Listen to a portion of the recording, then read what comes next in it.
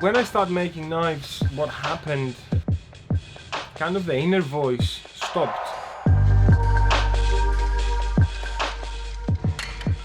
Before there was always this inner voice telling me that that was not for me, and I just really wanted to set up my own thing.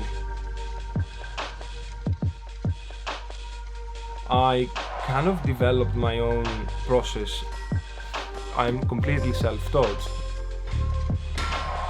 Not having me being taught the ways that things are made, it made it harder for me to kind of understand all of the processes, but also allow me to develop my own techniques.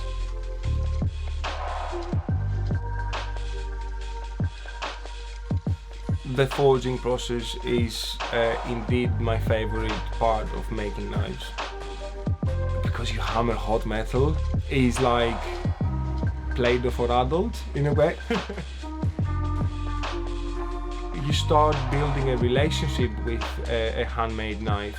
It's not something you're gonna be chucking in your drawer. I think, you know, there is a little bit of me in every one of them.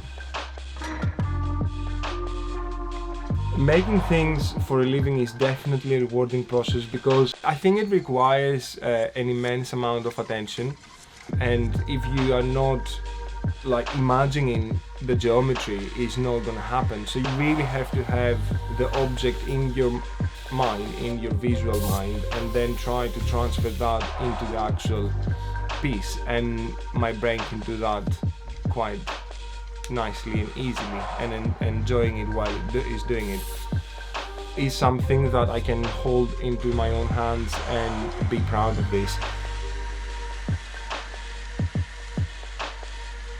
I do not want to make the perfect knife. I want my knives to be perfect from a technical perspective, but I want them to be intentionally not perfect. We have this Greek saying which you have to allow for some imperfection so the evil eye doesn't stick. Is people seeing something perfect and be jealous of that, and then you lose it because of the negative energy. Is imperfect by intention. Actually, I had to shake off a lot of cultural stereotypes that coming from Greece I had. And that is like being a craftsperson is looked down so much, at least, you know, 15 years ago, or as I was growing up. So one of the things that I find in Bristol amazing is how they appreciate craft, and they invest into craft and small businesses.